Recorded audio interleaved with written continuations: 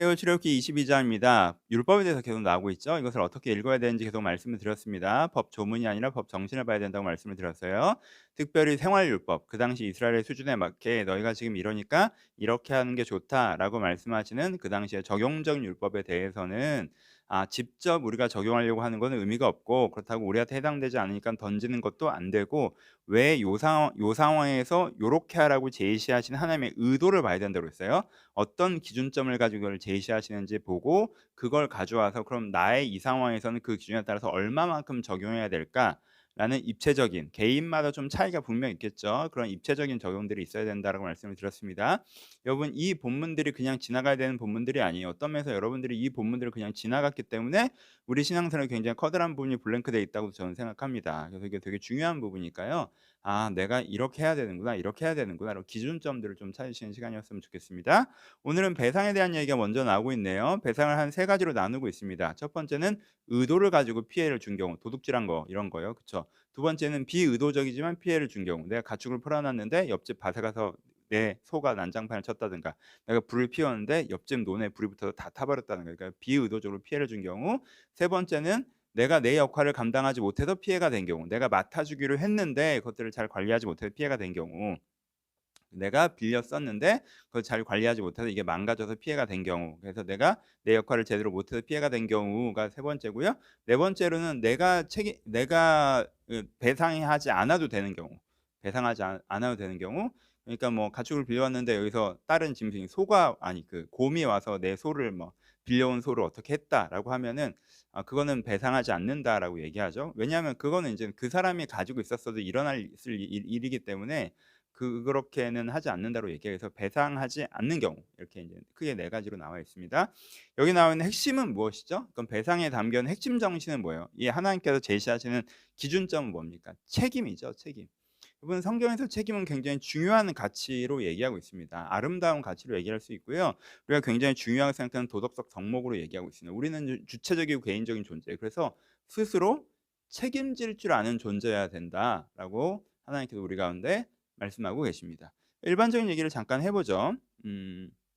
육체적으로는 우리가 내 스스로의 생계에 책임을 져야죠. 누가 나를 먹여 살려야 되는 게 아니에요. 그렇죠?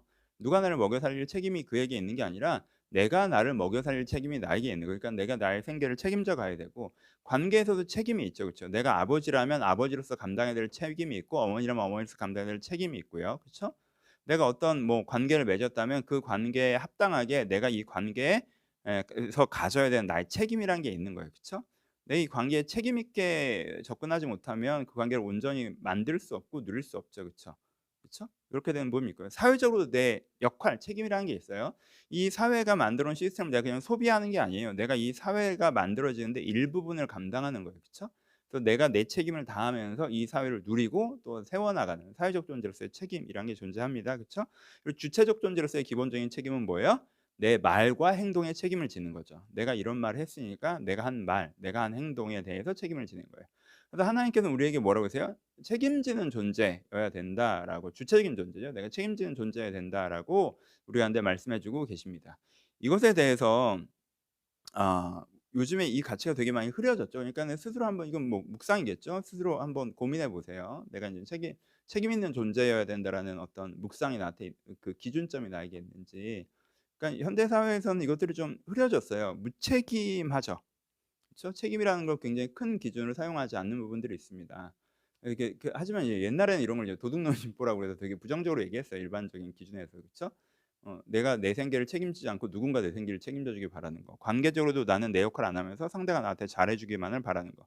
사회적으로도 내가 내 역할을 안 하면서 이 사회를 소비하려고만 하는 거. 내가 소비자 같은 태도로, 그렇죠? 내가 과정은 감당하기 싫고 결과만 누리고자 하는 도둑놈 심보로 접근하면 안 된다라는 것들이죠. 근데 우리는 이런 것들에 대해서 좀 무책임하다라고 바라보기보다 그냥 내가 최소 노동의 최대 효과를 얻으면 제일 좋은 거 아니냐라는 식의 경제적인 논리를 가져와서 내 삶에 적용할 때가 있죠. 여러분, 그거는 경제 논리의 어떤 부분에선 맞는데 그게 삶의 태도가 되면요, 그건 그냥 무책임한 사람이 되는 거예요. 그 성경 가치에는 좋게 생각하지 않습니다. 하나님께서는요, 우리가 수동적인 존재가 되기를 바라지 않으세요. 하나님께서 내가 대신 다 책임져 줄게. 너는 막 살아. 어떤 경우 이렇게 많이 오해하죠. 그래서 '하나님 내 생계도 책임져 주고 내 관계도 책임져 주고 하나님께 다 책임져 줘야죠. 나는 그냥 하나님을 통해서 세상을 소비하게 해 주세요. 아 그럼 내가 얼마나 편하겠어요. 난 그랬으면 좋겠는데 왜 안 그러세요?' 그렇게 하시지 않는다는 거예요. 하나님께서 원하시는 것은 내가 주체적이고 책임지는 존재.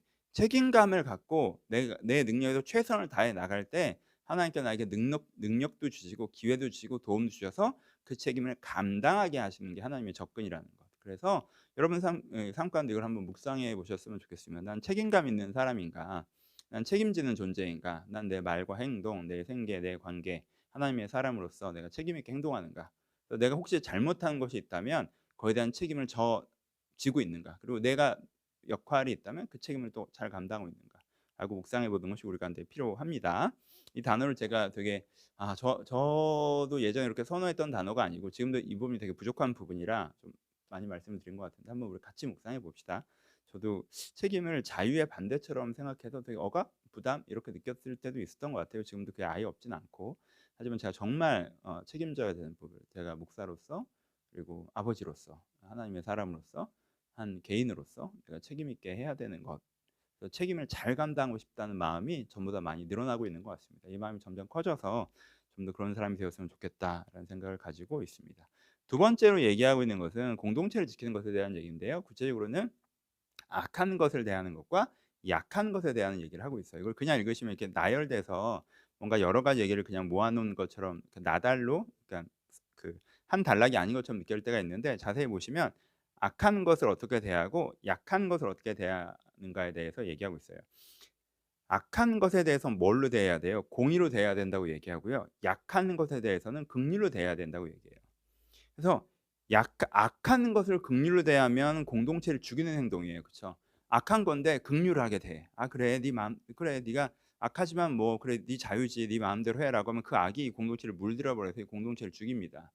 근데 약한 것을 우리가 공의로 대해 버리면 그러면은 내가 약해서 못하는 건데 거기에 대해서 우리가 공의 긍휼로 대하지 않고 공의로 대해 버리면 사회 공동체성이 깨지죠. 각자 알아서 해야 되는 거고 강한 사람만 살아남는 거고 그러기 때문에 약한 자는 돌보는 거죠. 여러분 우리는 악한 자에게 공의롭게 하고 약한 자에게 긍휼하게 함으로 공동체를 지킵니다. 그래서 중간에 지도자와 재판관을 공격하지 말라는 얘기도 나오는 게 공동체적 정의, 이 공동체가 추구하는 기준과 가치를 신뢰해야 된다는 얘기도 같이 하고 계세요. 그래서 요 얘기는 크게는 공동체를 지키는 거, 우리의 세상, 우리의 사회, 우리가 살아가는 삶, 뭐 가정일 수도 있고요. 교회일 수도 있고 우리 국가일 수도 있고 여러분 지역 사회, 회사일 수도 있고요. 하여튼 여러분이 소속한 공동체를 지켜나가는 것에 대한 얘기를 하는데 이 공동체를 지켜내기 위해서 내가 악한 것과는 싸우고 약한 것은 돌보면서 이 공동체를 지켜나가야 된다라고 말씀하고 계십니다. 공공과 우리는 연결돼 있죠. 뭐 "난 네가 악하든 상관없고 네가 약하든 상관없고 난 내 길 간다." 그렇게 되지 않죠. 사람은 그렇게 혼자 살지 않아요. 우리는 연결돼서 살아가고 있기 때문에 악한 것을 방치하면 결국 그것이 나한테 밀려오고요. 약한 것을 외면하면 그것도 나에게도 돌아옵니다. 그래서 우리가 이렇게 하나 우리라는 개념을 가지고 이렇게 약한 것을 돌보고 악한 것과 싸우는 마음이 우리에게 필요합니다. 이게 기준이 돼야 돼요. 요즘에는 좀 기준이 달라져서 피해라는 기준을 써요. 그럼 피해라는 기준을 쓰면 얘가 뭐 성경에 나와서 불편한 표현이지만 수간을 해요. 성적으로 동물이랑 하는 걸 좋아해요. 그럼 뭐 나랑 상관없잖아. 나한테 피해 주는 거 아니지. 이래 볼 수 있죠. 그리고 이쪽에서는 뭐예요? 이쪽에서는 근데 얘가 내 돈을 꿔갔는데 안 갚아요. 돈이 없어서. 그럼 이제 이건 나한테 피해를 줬으니까 이건 되게 심각한 문제라고 얘기하죠. 요즘의 기준은 이거죠. 약함과 악함으로 보는 게 아니라 그냥 피해를 기준으로 봐요. 피해 안 주는데 뭔 상관이야? 네 알아서 해."라고 하고 이거는 피해를 주니까 이제 나쁜 거다. 이렇게 바라보는데 성경의 기준은 기준이 피해가 아니에요. 이게 약해서 그렇다면 돌봐야 되는 거죠. 하지만 이게 악한 것이고 결국엔 문제를 일으키는 것이 이게 문제를 일으키지 않아도 이게 악한 것이라고 하면 당장 피해가 주지 않는 이것과는 좀 싸워 나가는 것들이 성경의 기준입니다. 그러니까 중심을 들여다보려고 하셔야 돼요. 이게 악함의 문제, 약함의 문제. 이게 근데요 막상 적용적으로 좀 되게 어려워요. 굉장히 많은 사람이 우리는 관계적으로 뭐 우리는 뭐 이렇게 큰 이슈도 있죠. 사회적으로도 막 그런데 사회적으로나 관계적으로나 정말 지혜가 필요한 게 좀 다른 일일 수도 있겠지만 정말 이게 잘 들여다보지 않으면 약함을 과장한 악함도 있거든요. 그러니까 되게 약한 척하면서 도움을 받고 막 이렇게 뜯어가려고 하는데 보면 그 중심에 이기적이고 악하고 그게 그냥 기술인 경우도 많아요. 그걸 중심을 분별할 수 있으셔야 되거든요. 어떤 사람은 되게 악함으로 드러나는데 사실 약해서 그런 경우들도 있거든요. 되게 악한 것처럼 표현되는데 약해서 그것이 그렇게 표현되는 경우들도 있어서 우리가 중심을 잘 분별해서 약한 것을 긍휼히 여기고 악한 것과 싸워 나가며 여러분들의 세상을 잘 지켜나가셔야 된다. 이게 이제 오늘의 하나님의 말씀이라고 생각합니다. 여러분이 두 가지를 한번 묵상해 보시면서 내가 하나님 앞에서 책임 있는 존재인지, 내가 하나님 앞에서 이 공동체의 약한 것을 돌보고 악한 것과 싸우는 존재인지, 내가 그렇게 살아가고 싶습니다라는 마음의 결단과 또 그런 기대를 함께 가졌으면 좋겠습니다. 감사합니다.